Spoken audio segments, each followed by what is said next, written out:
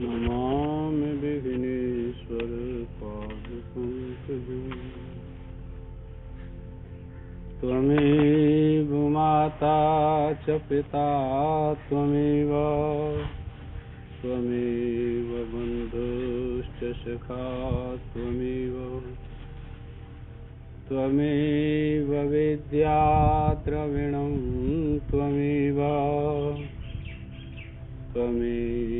सर्वं मम देव।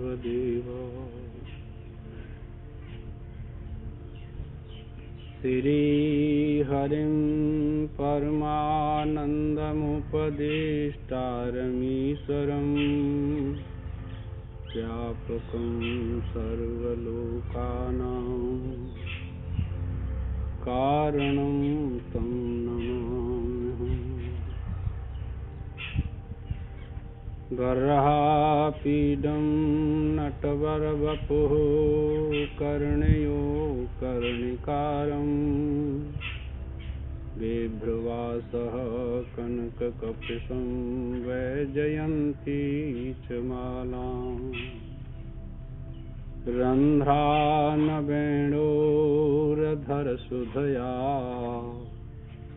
पूरयन् गोपवृन्दैः बृन्दारण्यं स्वपादरमणं प्राविशादगीतकीर्तिः। चैतन्यं सर्वगमं सर्वं सर्वभूतगुहाशयं यत् सर्वविषयातीतं तस्मै सर्वविदे नमः।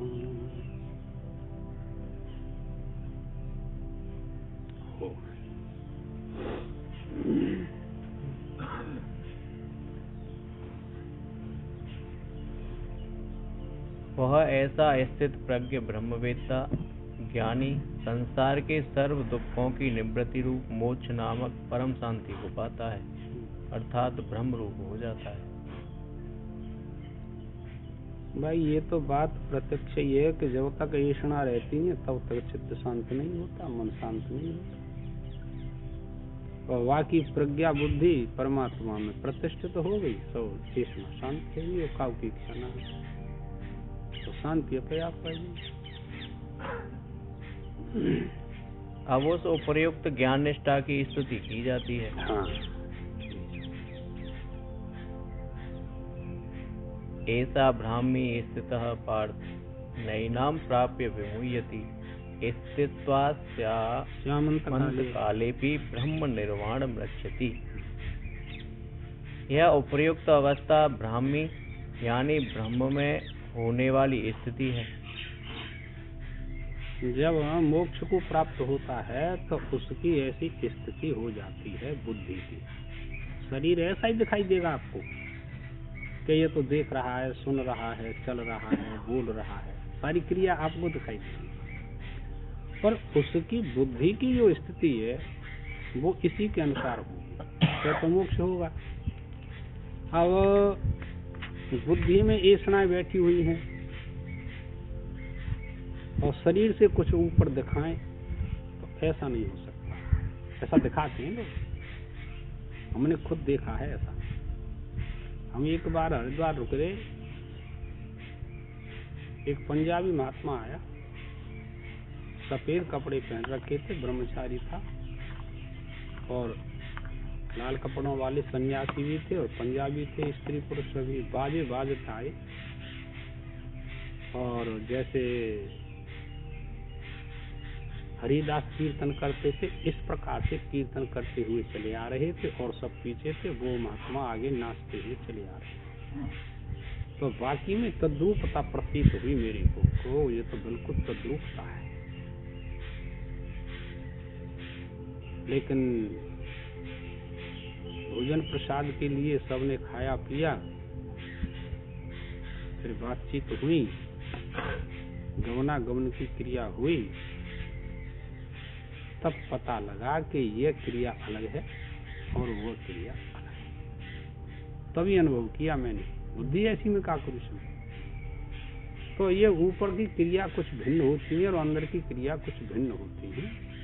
संसार के लिए क्रिया कुछ और की जाती है और वो क्रिया कुछ और होती है। उसी को कह रहे हैं, ये ब्राह्मी स्थिति है। ब्रह्म में है बुद्धि की स्थिति, मन की स्थिति, चित्त की स्थिति, इंद्रियों की स्थिति उस ब्रह्म में जा पहुंचती है। फिर उसको बनावटी बात कोई याद नहीं आती। जैसा है ऐसा है आपके सामने, जैसा अंदर वैसा ही बाहर। लेकिन हम इन बातों को जानने के लिए आए हैं और इनको त्यागने और ग्रहण करने के लिए आए हैं। जैसे हम अंदर हैं ऐसे बाहर होना चाहिए, जैसे बाहर हैं ऐसे अंदर होना चाहिए। उस स्थिति के लिए है सरल स्वभाव न मन कुटिलाई, यथा लाभ संतोष सुनाई। सरल स्वभाव छल कपट का व्यवहार किससे करें बताओ। छल कपट तो वहां होता है जहाँ द्वैत होता है, दूसरा होता है तो छल कपट करना ही पड़ेगा। और जहाँ अद्वैत हो गया वहाँ छल कपट किसके लिए करेंगे, किससे करेंगे। अभी आप श्रवण कर रहे थे ना कि अहंकार के कारण ऐसा लगता है कि जीव कर्म कर रहा है, नहीं तो वह जीव भी तो परमात्मा ही बना हुआ है, वही तो सारी क्रिया कर रहा है। अब ये समझ में तो आती नहीं, शास्त्र ने तो कह दिया। जब इस प्रकार की किसी की समझ उच्च कोटि की हो जाती है तो ये कर्तव्य तो अभिमान ही नहीं रहता उसका। इसमें बहुत शक्ति बैठी हुई है, ये तात्पर्य। शक्ति समझनी चाहिए। पद वाक्यों की शक्ति दो प्रकार की होती है, एक यौगिक शक्ति होती है, एक रूढ़ी शक्ति होती है। अर्थात सर्व कर्मों का संन्यास करके केवल ब्रह्म रूप से स्थित हो जाना है। बस ये तात्पर्य। और ब्रह्म में किसी प्रकार की कोई क्रिया नहीं, कोई आवरण नहीं, वो बिल्कुल शांत चित्त है। अच्छा, परमात्मा को गाली देते हैं, अब भी देते हैं, सदा से दिया।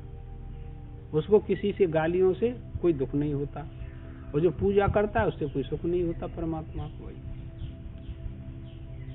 ऐसे यदि आपकी वृत्ति हो गई है तो कोई परेशानी नहीं, मोक्ष में कोई बाधा नहीं।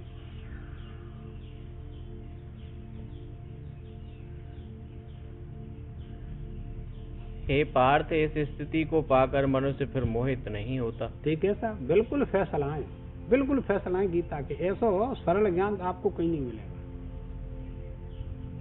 ऐसी स्थिति जिसको प्राप्त हो जाती है प्रियतम से, तो फिर उसकी बुद्धि में, उसकी इंद्रियों में मोह नहीं रहता,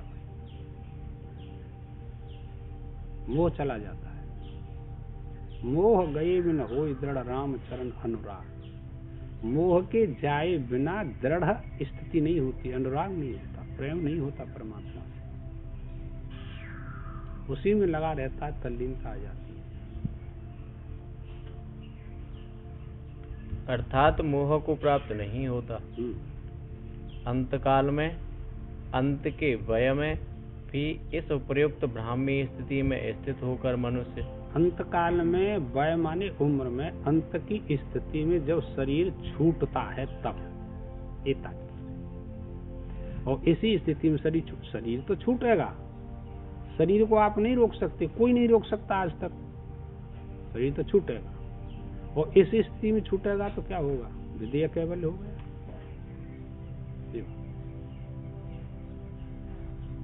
जीवन मुक्ति और विदेह मुक्ति। जीवन मुक्ति कितने प्रकार की होती है? 4 प्रकार की। और विदेह मुक्ति 2 प्रकार। चला, ब्रह्म में लीनता रूप मोक्ष को लाभ करता है। ठीक है साहब। फिर उसका आना जाना कहीं नहीं होता। जैसे एक देश से दूसरे देश में अज्ञानी पुरुष गमन करता है लोक लोकांतरों में, उस प्रकार से वह कहीं गमनागमन नहीं करता। पंचमहाभूत, पंचीकृत या त्रिवृत्तीकरण अपने अपने कारणों में लीन हो जाते हैं, हिता है। वो आना जाना कुछ नहीं होता।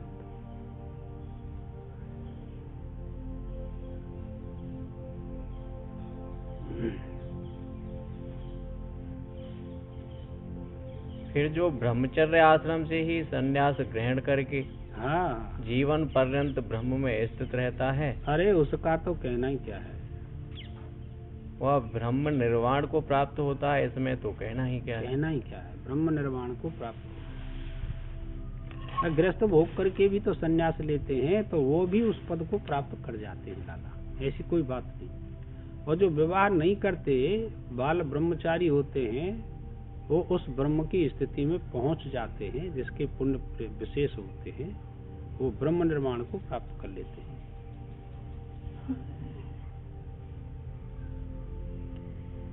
इस श्री महाभारते तत्सहस्रायां संहितायां वैयासिक्यां भीष्मपर्वणि श्रीमद् भगवत गीतासु उपनिषत्सु ब्रह्म विद्यायां योग शास्त्रे श्री कृष्ण अर्जुन संवादे सांख्य योगो नाम द्वितीयो अध्यायः। द्वितीय अध्याय पूरा हो गया भाई, पता नहीं लगता किसी का। सन 75 की बात है, एक साधु आए हमारे पास, एक कटी वस्त्र नीचे और एक कंधे पर स्वाफी, एक स्टील का कमंडल और एक डंडा, और कुछ नहीं था। चेचक के दाग से आज याद आ रही है। चारपाई पर नीचे पैर लटका करके बैठे रहते थे, गर्मी का टाइम था। कंधे पर उस कपड़े को डाल लेते, बाकी और कुछ नहीं। किसी से बोलते नहीं थे, नीचे को दृष्टि करके 4-4, 6-6 घंटे बैठे रहते थे पैर लटका करके। किसी से कोई प्रयोजन ही नहीं था, जंगल में रहते थे, आश्रम था। बस भोजन ले जाता, मैं खिला देता, मुझसे बोलते, 2-1 आध बात करते, बाकी कुछ नहीं। ऐसे साधु अब याद आती है इनको पढ़ने के पश्चात कि वो कहाँ थे। किसी से कोई प्रयोजन नहीं लगा। कितने व्यक्ति आते थे, जैसे एक ऋषि के सब मिले, वो धरती में बैठे रहते, और एक कपड़ा चश्मा लगाए कि यूं बैठे रहते। मैं नमस्कार करता हूँ, जिस 75-76 की बात है। साधु न की अलौकिक लीला हो।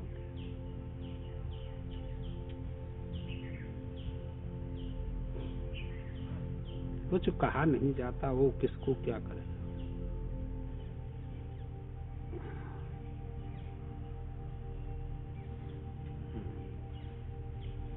ओम तृतीयो अध्यायः। इस गीता शास्त्र के दूसरे अध्याय में भगवान ने प्रवृत्ति विषयक योग बुद्धि और निवृत्ति विषयक सांख्य बुद्धि, ऐसी 2 बुद्धियां दिखलाई हैं। 2 बुद्धि कहो, 2 प्रकार की निष्ठा कहो, 2 प्रकार का साधन कहो, कुछ भी कहो, तो 2 बुद्धियों का निरूपण किया गया। 11वें श्लोक से लेकर के 30 श्लोक तक आत्मा का वास्तविक स्वरूप बताया कि वो आत्मा किस प्रकार की है, और अन्य श्लोकों में यह भी बात बताई कि उसको प्राप्त करने के लिए कौन कौन सा साधन करना चाहिए, ये भी बात बताई। अब इस अध्याय में वही बात बताएंगे। कर्मयोग और ज्ञान योग दोनों बुद्धियों का इस अध्याय में भी निरूपण करते हैं।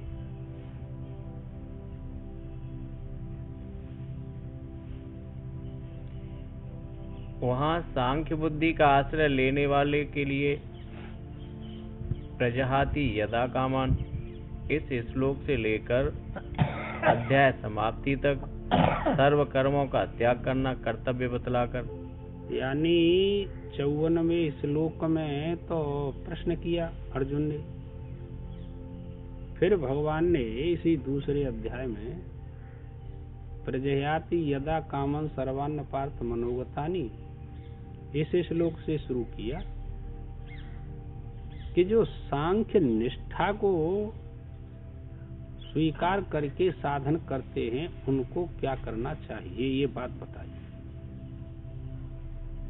कि कौन कौन सी कामनाओं का त्याग, ज्ञान निष्ठा कैसे सिद्ध होगी, ये अंत तक के श्लोक तक यह सारा वर्णन किया। 72 श्लोक तक, 55वें से लेकर के ये तो सांख्य का वर्णन किया वहां।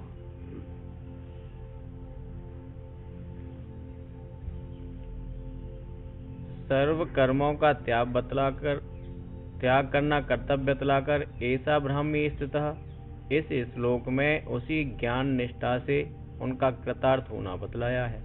ऐसे श्लोक में कि पुरुष कृतार्थ हो गया या नहीं हुआ,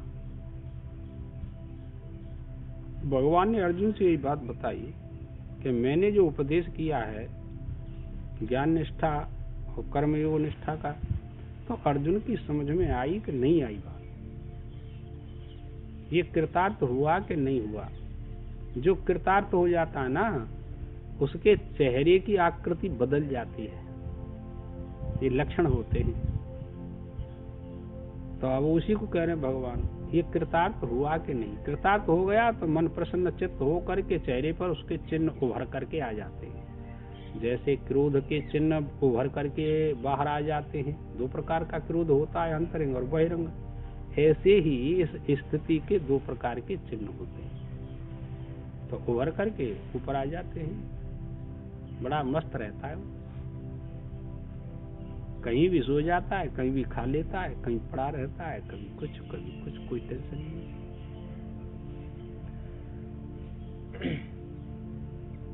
परंतु अर्जुन को तेरा कर्म में ही अधिकार है, कर्म न करने में तेरी प्रीति न होनी चाहिए इत्यादि वचनों से ऐसा कहा कि योग बुद्धि का आश्रय लेकर तुझे कर्म ही करना चाहिए। योग बुद्धि से कर्म योग लेना, ठीक है। ऐसे भी मन सोचना कि मैं कर्म नहीं करूंगा, ये भी संकल्प नहीं करना, और कर्म करूंगा ये भी संकल्प नहीं करना, तो क्या हुआ, उदासीन भाव हो गया। कुछ भाई ऐसी स्थिति हो जाती है, जब करते करते, ध्यान करते करते, चिंतन करते करते, शास्त्र सुनते सुनते, पढ़ते पढ़ते, वो स्थिति अलग अपने आप हो जाती है।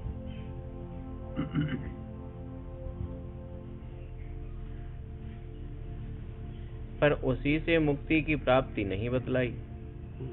कर्म योग से मुक्ति की प्राप्ति नहीं बतलाई। इस बात को विचार कर अर्जुन की बुद्धि व्याकुल हो गई और वे बोले, जायसी चेत इत्यादि। अब मेरे को क्या करना चाहिए, अभी तक समझ में नहीं आई कि मैं कर्म योग का अनुष्ठान करूं या ज्ञान योग का अनुष्ठान करूं। अब मेरे को क्या करना चाहिए। इसी प्रकार से इस संसार के लोगों की स्थिति है, निर्णय नहीं कर पाते कि मेरे को क्या करना चाहिए, ज्ञान प्राप्त करना चाहिए या सकाम कर्म करना चाहिए वेद विहित, या निष्काम कर्म योग करना चाहिए, ये निश्चय नहीं होती।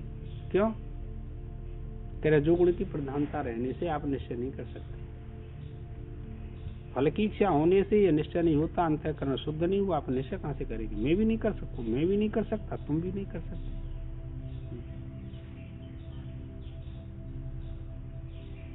कल्याण चाहने वाले भक्ति के लिए मोक्ष का साक्षात साधन जो सांख्य बुद्धि निष्ठा है, उसे सुनाकर भी जो प्रत्यक्षीकृत अनेक अनर्थों से युक्त हैं और क्रम से आगे बढ़ने पर भी इसी जन्म में एकमात्र मोक्ष की प्राप्ति रूप फल जिनका निश्चय नहीं है। किनका, कर्मों का, कर्मयोग का फल कृतार्थ करने वाला नहीं है, ये तात्पर्य निकला। ज्ञान योग की निष्ठा ही करनी चाहिए। ऐसे कर्मों में मुझे भगवान क्यों लगाते हैं, इस प्रकार अर्जुन का व्याकुल होना उचित ही है। अब उसको ये चिंता हुई कि जो कर्मों को ये कहते हैं कि कभी तृप्ति नहीं होती, तो फिर कर्म करने के लिए क्यों कहते हैं। तो संशय हो गया। संशय जब ही होता है जो अंतःकरण अशुद्ध होता है, तो संशय रहेगा ही। तर्क में से तर्क निकलता रहता है। भगवान ने तो स्वतंत्र रूप से दो विभाग करके बता दिया। अब ये कर्तव्य रूप से तो नहीं कहा कि तू यही कर, और क्या। ये तो धर्म की रक्षा के लिए उपदेश किया है, ये नहीं कहा कि तू युद्ध ही कर। जब तेरे को यह ज्ञान नहीं होता है तो धर्म की रक्षा के लिए युद्ध कर, फिर ये कहा। जब ये ज्ञान नहीं होता है तो तू युद्ध कर, फिर धर्म की रक्षा कर, तेरे को ज्ञान हो जाएगा। यही आश्रय कोई साधक अपने गुरु से देखता है वो से सब ही देखता है। कर्तव्य रूप से कह दिया हाँ। जाए कि तो इस क्रिया से निवृत्त हो बस। जा, अपने निर्णय से नहीं हो पाता कि इससे हम्म। त्याग पत्र कर दें हाँ इस जी, क्रिया कोई से। मामूली काम थोड़ी, बहुत कठिन काम।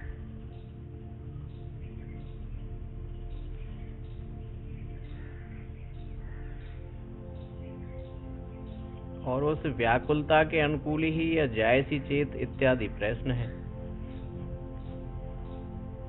इस प्रश्न को निवृत्त करने वाले वचन भी भगवान ने पूर्वोक्त विभाग विषयक शास्त्र में, जहाँ ज्ञान निष्ठा और कर्म निष्ठा का अलग अलग वर्णन है, कहे हैं। तो वे कितने ही टीकाकार अर्जुन के प्रश्न का प्रयोजन दूसरी तरह मानकर उससे विपरीत भगवान का उत्तर बतलाते हैं।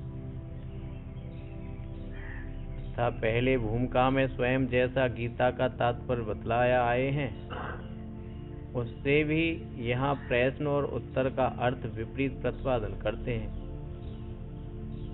कैसे? तो कहते हैं कि वहाँ भूमिका में तो उन टीकाकारों ने ऐसा कहा है कि गीता शास्त्र में सब आश्रम वालों के लिए ज्ञान और कर्म का समुच्चय निरूपण किया है। ब्राह्मण, क्षत्रिय, वैश्य, शूद्र 4 होते हैं वर्ण, सबके लिए ज्ञान और कर्म का समुच्चय किया। कुछ अन्य टीकाकार ऐसे कहते हैं, भाष्यकार नहीं कहते ऐसा। ठीक है, दूसरों को मत ही बताओ। वो इतनी बात राखो।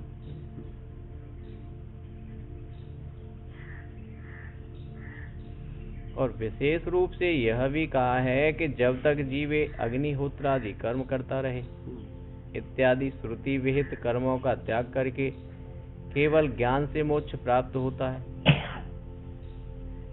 इस सिद्धांत का गीता शास्त्र में निश्चित रूप से निषेध है। ठीक है सर।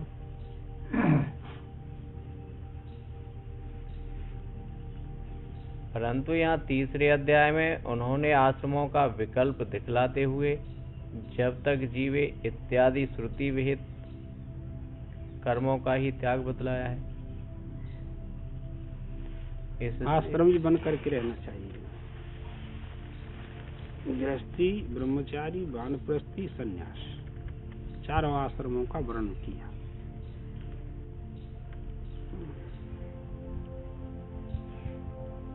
इससे यह शंका होती है कि इस प्रकार के विरुद्ध अर्थ वाले वचन भगवान अर्जुन से कैसे कहते, और सुनने वाला अर्जुन भी ऐसे विरुद्ध अर्थ को कैसे स्वीकार करता।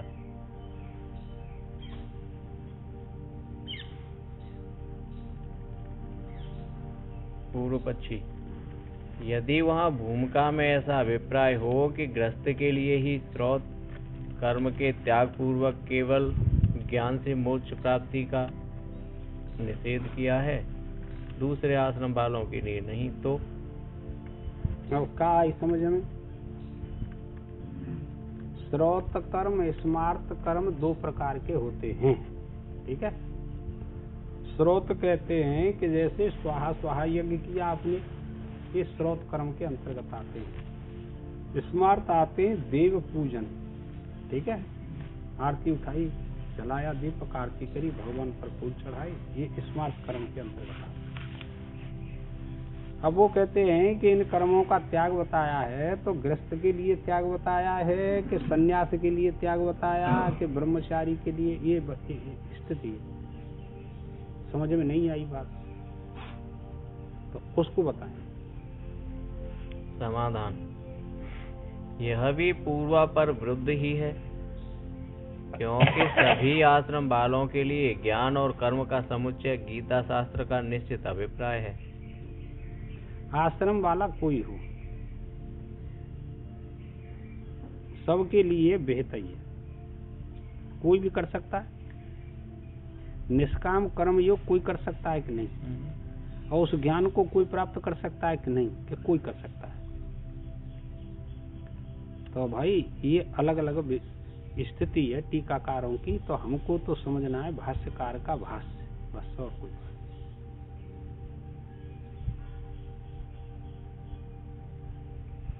ऐसी प्रतिज्ञा करके उसके विपरीत यहाँ दूसरे आश्रम वालों के लिए वे केवल ज्ञान से मोक्ष कैसे बतलाते।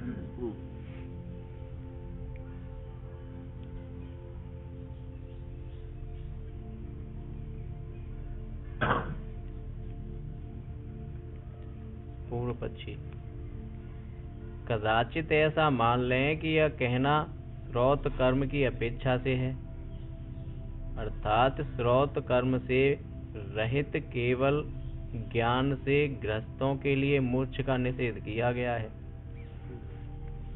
पूर्व पक्षी कह रहा हूँ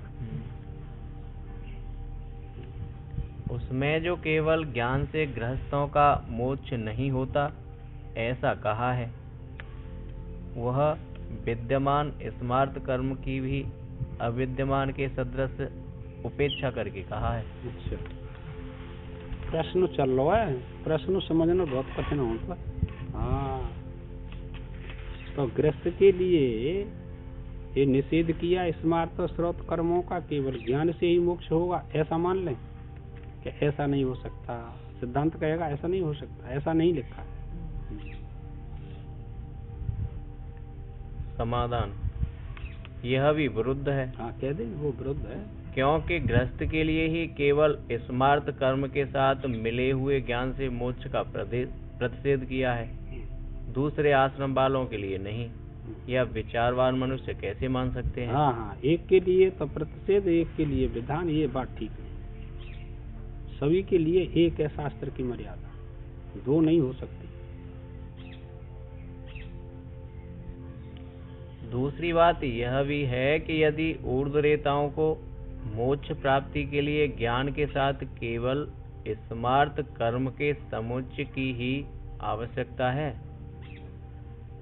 तो इस न्याय से गृहस्थों के लिए भी केवल स्मार्त कर्मों के साथ ही ज्ञान का समुच्चय आवश्यक समझा जाना चाहिए, और क्या, श्रौत कर्मों के साथ नहीं। ऊर्ध्वरेता किसे कहते हैं? बालपंथी ब्रह्मचारी, जो जिनका रेतस ब्रह्म में स्थित हो गया है, मस्तक में स्थित हो गया है, बाल ब्रह्मचारी ऊर्ध्वरेता थे बाबा भीष्म जी, समझे?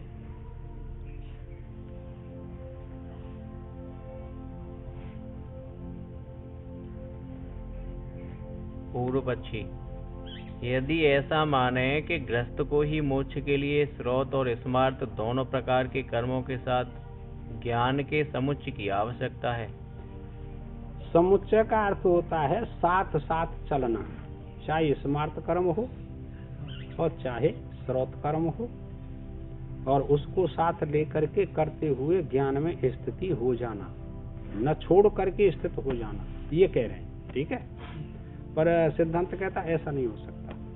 आश्रम कोई हो, आश्रम से कोई प्रयोजन नहीं, पर वो कहते हैं कि एक सबका साथ लेकर के उसको ज्ञान हो सकता है, पर सिद्धांत इसको स्वीकार नहीं करता। ऊर्ध्वरेताओं का तो केवल स्मार्त कर्मयुक्त ज्ञान से मोक्ष हो जाता है। हाँ, ऊर्ध्वरेताओं को तो केवल ज्ञान चाहिए। प्रश्न है, हाँ, लेकिन फिर गृहस्थी क्या करेंगे? गृहस्थी का नहीं होगा। सिद्धांत तो सबके लिए। हाँ,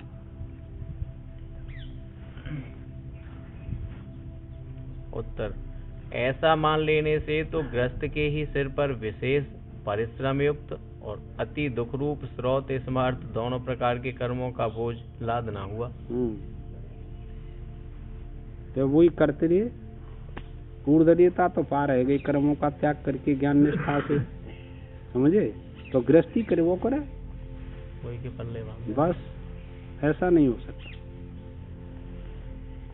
पूर्व पक्ष: यदि कहा जाए कि बहुत परिश्रम होने के कारण गृहस्थी की ही मुक्ति होती है, अन्य आश्रमों में श्रौत नित्य कर्मों का अभाव होने के कारण अन्य आश्रम वालों का मोक्ष नहीं होता, तो?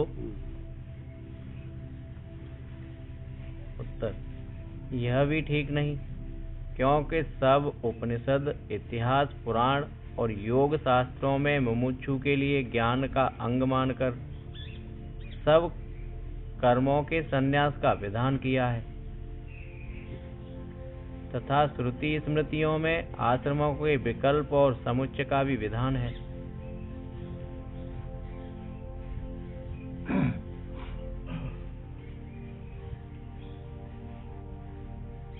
श्रुति स्मृति, इतिहास, पुराण, सबका एक ही मंतव्य है कि क्रम समुच्चय सबने स्वीकार किया, सम समुच्चय स्वीकार नहीं किया, इसी में सबका अर्थ हो गया। आश्रम कोई हो।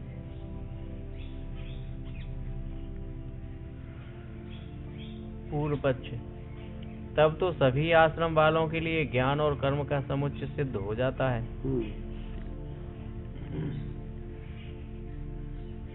समाधान, नहीं, क्योंकि मुमुक्षु के लिए सर्व कर्मों के त्याग का विधान है। हाँ, सर्व कर्मों का त्याग करके ही ज्ञान निष्ठा सिद्ध हुआ करती है, ये तात्पर्य निकला।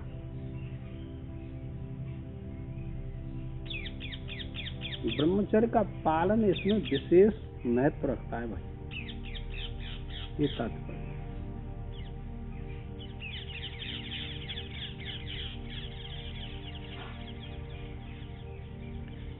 सब प्रकार के भोगों से विरक्त होकर भिक्षावृत्ति का अवलंबन करते हैं। हाँ, ये बात है। सब प्रकार के भोग, किसी भी इंद्रिय के भोग में अपनी बुद्धि को न जाने दे, सबका त्याग कर दिया, कुछ नहीं। भिक्षा मांग लियो, खा लियो, कोई टेंशन ना है, भगवान की निष्ठा करो। इसलिए इन सब तपों में संन्यास को ही श्रेष्ठ कहते हैं। हाँ, जितने आश्रम है ना, 4 आश्रम, उनमें संन्यास ही सबसे परे है, श्रेष्ठ है। सन्यासी श्रेष्ठ बताया गया है, न कर्म से, न प्रजा से, न धन से, पर केवल त्याग से ही कई एक महापुरुष अमृतत्व को प्राप्त हुए हैं। ठीक है साहब, कितनी संतान हुए तो क्या अमृत तत्व प्राप्त होगा परमात्मा के? नहीं। कितनो धन होए के नहीं, कितनी संतान होए के नहीं, कितनी कर्म करे दिन रात के तो प्राप्त होगा मोक्ष के? नहीं, ना ही कर दे। अवधूत गीता में यह लिखा है, दत्तात्रेय की अवधूत गीता, समझे?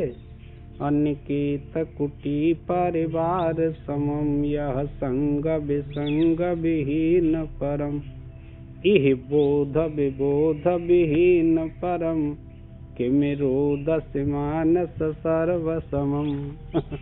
कितना सुंदर श्लोक है। अनिकेत कुटी परिवार। अरे मन तू रोता क्यों? दत्तात्रेय कह रहे हैं, अरे भाई तू रोता क्यों है? रहने के स्थान में आसक्ति ममता से रह तू। तेरा कोई निश्चय स्थान नहीं है कि वहीं अड्डो जमा के रूम है, समझे? और तू, तेरा कोई निजी परिवार नहीं। परिवार समम, ये कीट पशु पतंग देवता यक्ष राक्षस सब तेरे तो परिवार है। कहीं आया है ऐसा? देखो विचार करके। भूर्ज वसनो मृग परिजनो, 4 श्लोक बताए मैंने, ध्यान में। जे अगस्त जी को श्लोक का जन्म भयो कहा जाओ, घटो जन्म स्थानी, घट से जन का जन्म हुआ है। और भोजपत्र के छाल वस्त्र ही जिसके वस्त्र हैं। मृग परिजनो, जंगल के मृग पशु पक्षी जिसके परिजन हैं, भाई बंधु में दूसरा कोई नहीं। तो फिर ऐसा क्या हुआ? क्रियाम सिद्ध सत्वम भवत महताम नोपकरणे। अरे मान पुरुषों के कार्य की सिद्धि आत्म बल में होती है, बारी साधनों की आवश्यकता नहीं। कराम्बुज को हरे हथेली पर रखा, समुद्र सारे पी गई। अगस्त जी बोलो। तो ये महापुरुष ऐसे ही होता है। कोई परिवार से अपना कोई संबंध नहीं, लेना देना कुछ नहीं। सब परिवार रहने, इसमें भी आएगा कि रहने के स्थान में आसक्ति और ममता से रहना चाहिए सबको। का परेशानी है जिका समझ में हाल ही थोड़ा बाप। तुल्य निंदा स्तुति मौनी संतुष्टो ये न के चित, इस श्लोक में ये बात। चलो पढ़ भी तो आई है, आ जाई समझ में। कब अभ्यास तो हुई है, अब लौट गई होंगे भैया। हाँ चलो, ब्रह्मचर्य से ही संन्यास ग्रहण करें। हाँ, तो इत्यादि बालक श्रुति पंथी वचन है। ग्रहण कर लें तो संन्यास बहुत बढ़िया। बृहस्पति ने भी कच्छ से कहा है कि उनका धर्म, पुत्र कच्छ था। किसका? बृहस्पति का। अपने पुत्र को, अपनी पुत्री को इसी प्रकार से शिक्षा देनी चाहिए माता पिता को कि तू भगवान का भजन कर। और कौन कहता है? तुलसीदास ने कहा लिखी है कलयुग की महिमा, मातु पिता बालकन बुलावहीं, उदर भरे सोई धर्म। ए जाते क्यों पेट भर जाए छोरा, वही काम करियो, चाहे झूठ बोल चाहे बेईमानी कर, कछु कर, पर पेट भर जाएगा। ये लिखी तुलसीदास ने। ये बड़ी हालत खराब।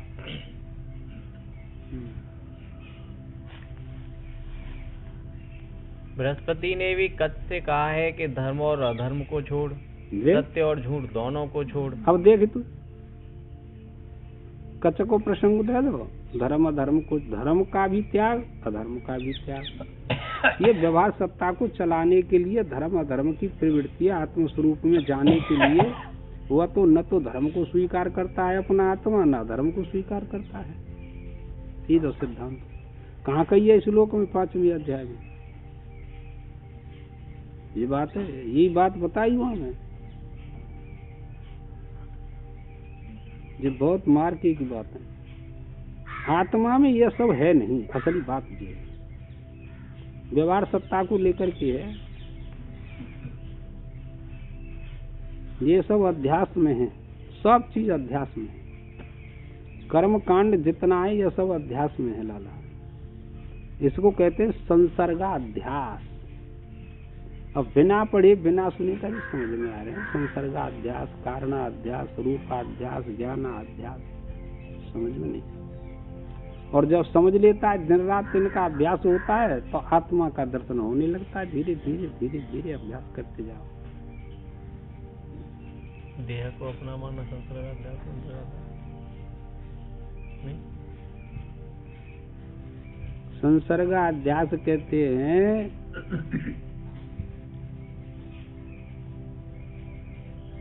चाहे तो व्यावहारिक सत्ता वाला पदार्थ हो और चाहे पारमार्थिक सत्ता वाला पदार्थ हो, समझे? व्यावहारिक सत्ता वाला पदार्थ देखो दर्पण है, ठीक है? और व्यावहारिक सत्ता वाला अपना मुख है कि नहीं? और मुख का प्रतिबिंब दर्पण में पड़ता है कि नहीं? तो संसर्ग हुआ कि नहीं?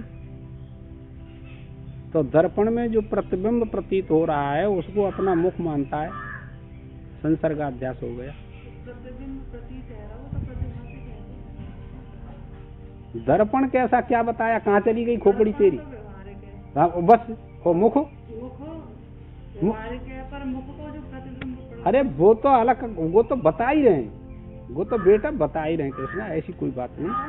वो तो हाँ वो तो प्रातिभाषिक है, पर उसके साथ संसर्ग हुआ कि मैं ये प्रतिबिंब हूँ। संसर्ग हुआ कि नहीं? नहीं भाई, संसर्ग हुआ किसका? बिंब का प्रतिबिंब के साथ में संसर्ग हो गया, इसको संसर्गा अध्यास कहते हैं। उत्पत्ति प्रतिबिंब की हुई कि नहीं हुई? दर्पण में क्या हुई? ऐसे ही तुम्हारी आत्मा क्या है? बिंब। सबकी आत्मा बिंब। और इसमें अहंकार आदि उत्पन्न होते हैं, कर्तापन भोक्तापन ये उत्पन्न होते हैं, तो ये प्रातिभाषिक हैं कि नहीं? तो संसर्गाध्यास हुआ कि नहीं है? वो कहते हैं ये अनिर्वचनीय संसर्गाध्यास। इसी को संसर्गाध्यास कहते हैं, इसी को कारणाध्यास कहते हैं, इसी को स्वरूपाध्यास कहते हैं, इसी को ज्ञानाध्यास कहते हैं। और बैठ करके एकांत में जब इनको विचार करो को लिख के खोपड़ी में आ जाए तो, और स्थिति अभाला होते तो याद है, तो अभाला स्थिति होते का वो याद है, तो अभाला स्थिति होते आत्मा की। अरे ये तो अनिर्वचनीय उत्पन्न है रहे, मैं तो आत्मा, वो पक्का फर्क पड़ रहा है।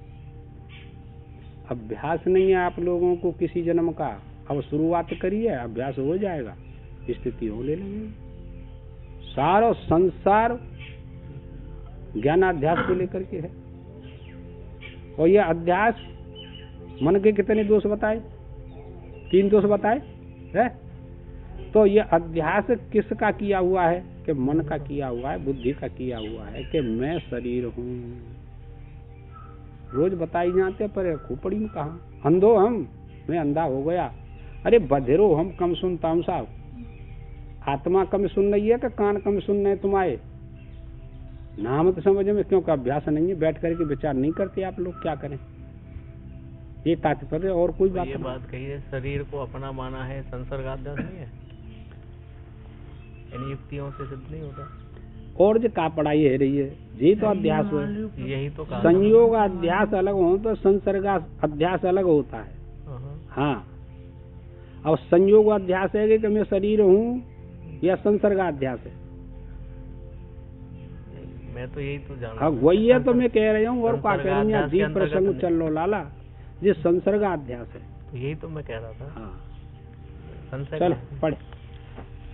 अरे सबकी समझ को बात हुई तो कहा। सत्य और झूठ दोनों को छोड़कर, ले सत्य को छोड़ दे और झूठ को छोड़ दे, धर्म को छोड़ दे, अधर्म को छोड़ दे, करे वो आत्मा में यह सब नहीं है, ऐसा निश्चय करो तो संसार कहाँ है? संसार खत्म। जिस अहंकार से इनको छोड़ता है उसको भी छोड़। अब सूक्ष्म वृत्ति पहुंच गई ना, मैंने छोड़ा कि मैं कर्ता भोक्ता नहीं हूँ, तो अहंकार से छोड़ा। जिस अहंकार से इसको छोड़ा है, उस अहंकार का भी तू त्याग कर दे, सूक्ष्म अहंकार से, विशुद्ध अहंकार से, जो अपने परिचय मानी कह रहा है। जो बात है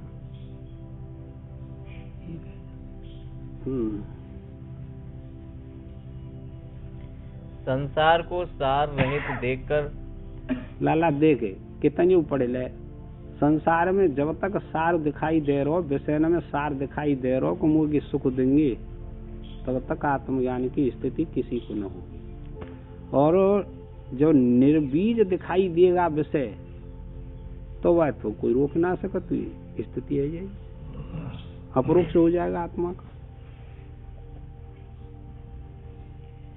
पर वैराग्य के आश्रित हुए पुरुष, पर वैराग्य के दो प्रकार को वैराग्य हो, तो पर अपर दो प्रकार को वैराग्य, अपर वैराग्य चार प्रकार को हो, कहा सुनो। तो पर वैराग्य के आश्रय, वैराग्य की चरम सीमा जब तक न होगी तब तक किसी को आत्मा का साक्षात्कार नहीं होता। लाला चरम सीमा होती है, ऐसी थोड़ी है।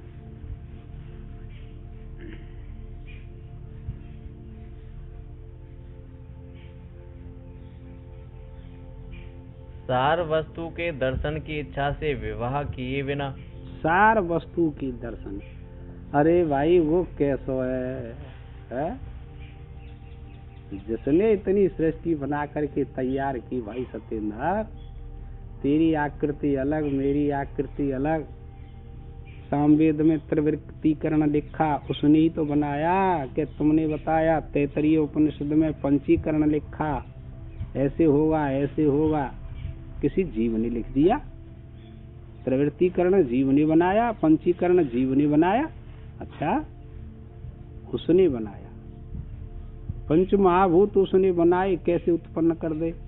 क्या इसकी अनुभूति नहीं होगी? क्या आप नहीं देख सकते? देख सकते हैं, पर जो नियम बनाए शास्त्र में उनका पूर्ण रूप से कोई पालन करेगा वही देख लेगा, और पूर्ण रूप से पालन नहीं करेगा उसको नहीं देगा, वो ज्ञान होगा ही नहीं। ये त्याग में जीवन है, ऐसे तो रही है।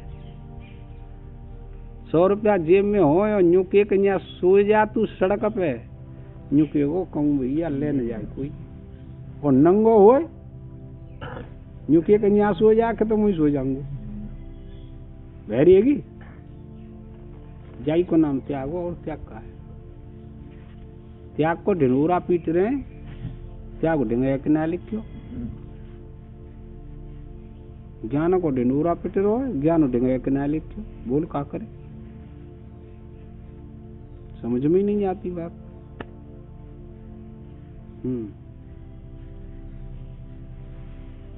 सार वस्तु के दर्शन की इच्छा से विवाह किए बिना ब्रह्मचर्य आश्रम से ही संन्यास ग्रहण करते हैं। ठीक बात है। अरे वो कैसे तो मिलेगा?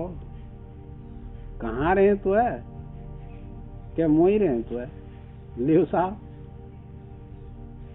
महाराष्ट्र में कथा कह रही हो ये व्यास हो, भला इतना ही बात है। तो वहां ने कही देखो कन्हैया वहां डोली वो करतो है जंगल में, वृंदावन में, वो गाय चरामत है,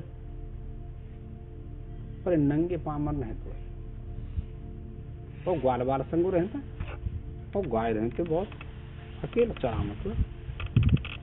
तो मुकुट हीरा मोती माणिक सवन के मुकुट पहनतो है, माला पहनतो है मोती नकी, करधनी बांधतो है मोती नकी, और बंसी राखत है। वन कथा में कही, कथा कह रहे हो भागवती, और सुन लई सबने लाला। एक बड़ो डकैत हो वन की ऐसो है, जो कथा बंद है गई तो वहां ने जाके पूछी महाराज की सांची बात है कि तुम झूठी कह रही हो? कि भैया मैंने तो सांची कही है, तो झूठी लग रही है। तो हिंद क्या तो जंगल में ऐसी डोल तो इतने पहरे पहाड़ की सब सौदन की तो बड़ी कीमती है। हाँ ऐसी डोल तो गाय रे पीछे झूठी तो ना आए, क्या झूठी तो हते ना आए, और तू झूठी मान ले कि तो मैं देख लू, तू देख ले गुआए ना ऐसे लगेगी डके तो वाने की। अब देखो मुझे तो चल दो। काफी दिना में आयो पैदल चल के, पूछी भैया यहाँ कहूँ कृष्ण बतायो कन्हैया बतायो, कन्हैया कहते हैं कहाँ है, क्योंकि तो गाय चरावे गयो।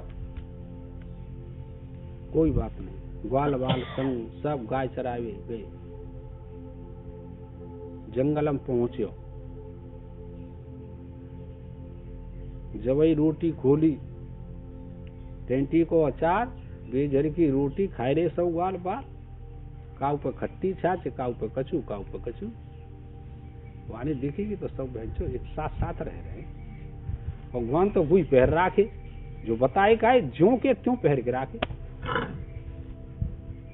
वानी की वजह सबने अगार के कैसे लू जाते थे, ये तो मारेंगे, ये तो भलाई जनी, कछु जवान है, कछु बूढ़े हैं, कछु बालक हैं, अल्लाह देखूं। गो तो अंतर तिष्ठति इति अंतर्यामी, वो तो सबके हृदय की बात जान तो है, झट जान लई बात।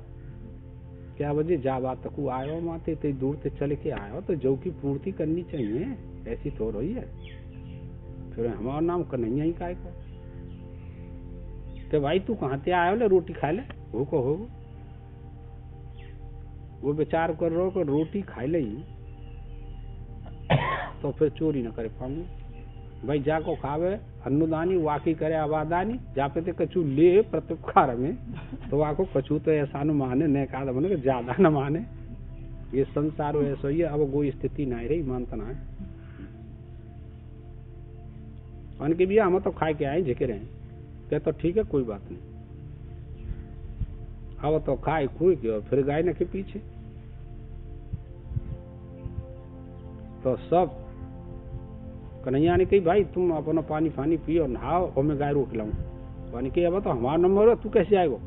कहना अब आखिर तो मैं रोक लाऊं, फिर तुम्हारा नंबर है, तुम रोक ले। तो अकेलो ही चल दो। गाय चली गई दूर जंगल में, तो अकेलो गयो, पीछे ते को चले। गाने धमकाया, मैंने कही धमकाए काय क्यों रहे हो, का चाहिए? क्या जायदे जे पहरो का सब सामान है, माला मुकुट जो कछु हते, करदनी फरदनी संबंध है, तो पता जो बहुत हुए तो मारूंगा। मारे काय क्यों रहे हो? हमारे घर तो कितनी भर रहे हैं जी, जिन्हों ले जा और चाहिए हम और ले आएंगे, तू और ले जाइयो। माने कि फिर तो भाई बिल्कुल ऐसा है जैसे बताई गई, जट उतार के दे दे बांध ले। माने कि ले जा चाहिए तो कल को और ले आएंगे हम, यूं चुप कर रहो। अब उसने मुड़ करके उसकी तरफ देखा तो पहले तो मुकुट करधनी सब पहरा के बांध रहा के सुंदर लग रही हो, अब असुंदर लगवे लगे। शक्ति को प्रसार करो भगवान ने, जब भीतर घुस गए। वाने की भाई तू अब अच्छो ना लगे रहो, पहले जैसा ना लगे रहो कन्हैया।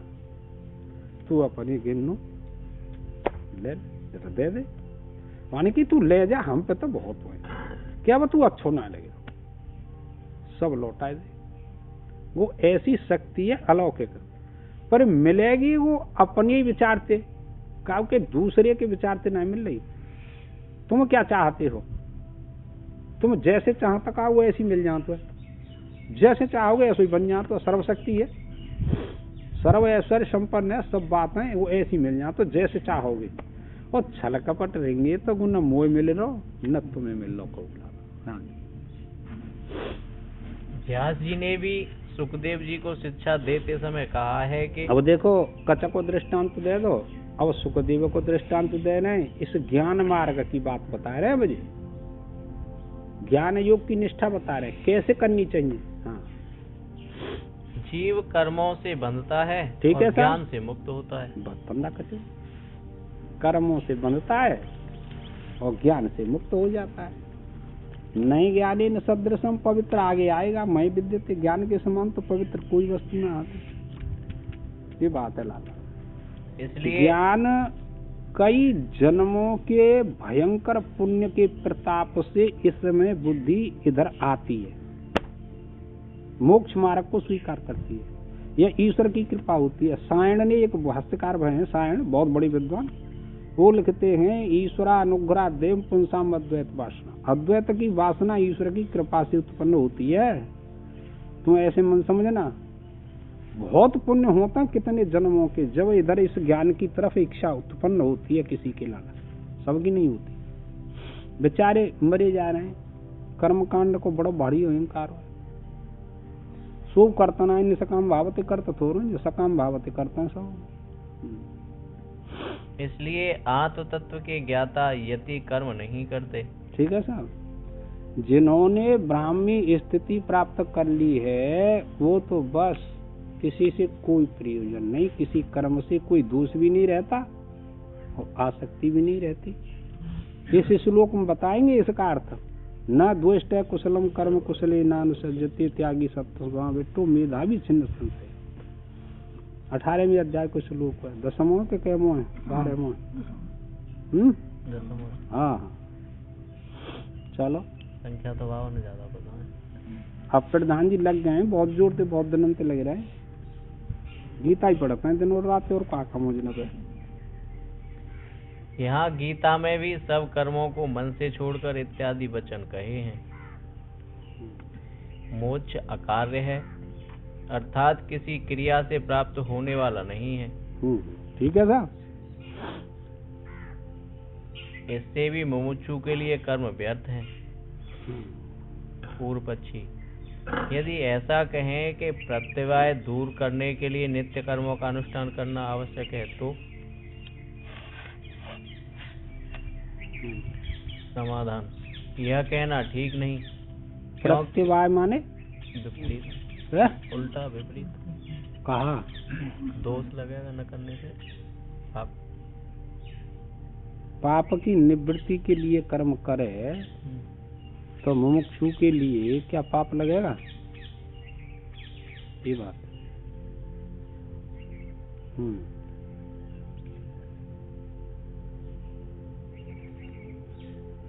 यह कहना ठीक नहीं, क्योंकि प्रत्यवाय की प्राप्ति सन्यासी के लिए नहीं, असन्यासी के लिए है। ठीक है सर, फैसला कर दो। जो सन्यासी नहीं है, ऐसे कर्म करने वाले गृहस्थों को और ब्रह्मचारियों को भी जिस प्रकार विहित कर्म न करने से प्रत्यवाय होता है, यानी पाप होता है, ब्रह्मचारी कर्म न करे, अनुष्ठान न करे, गृहस्थी न करे, यज्ञ दान तप, तो उनको पाप लगता है, क्योंकि मोह बैठा हुआ है। मोह जब तक रहे, जब तक यज्ञ दान तप जप ध्यान सब करना चाहिए, अपने अपने धर्म का पालन करते रहना चाहिए, आगे आएगा लाला। वैसे ही अग्निहोत्र आदि कर्म न करने से सन्यासी के लिए प्रत्यवाय प्राप्ति की कल्पना नहीं की जा सकती। हाँ, सन्यासी को कोई मतलब नहीं कि यज्ञ करे दान करे, वो बेचारा कहाँ से करेगा, वो तो आत्मनिष्ठा में स्थित है, उसके लिए कोई पाप नहीं लगता है, ये तात्पर्य। अब वो कहाँ से लावे? कोई आएगा वो आके देंगे, वो खुद मांग के खा रहे हो, न्यू के वही सेवा न करी। अतिथि है, सन्यासी को क्या अतिथि है कोई? तू बता, कोई अतिथि नहीं।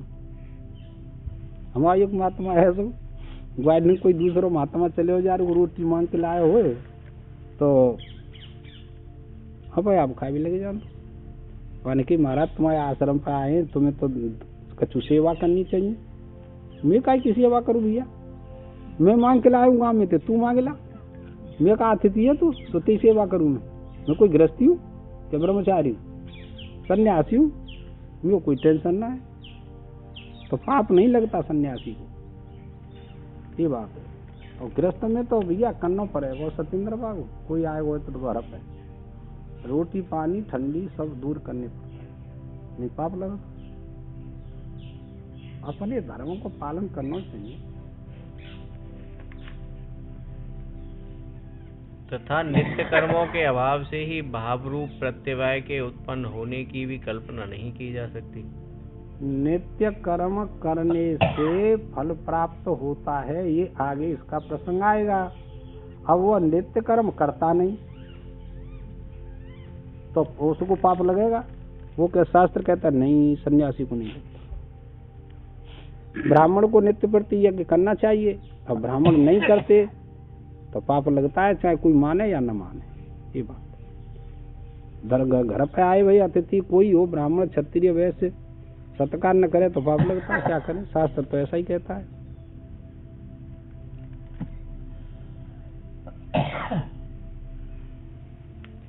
क्योंकि असत से सत की उत्पत्ति कैसे हो सकती है?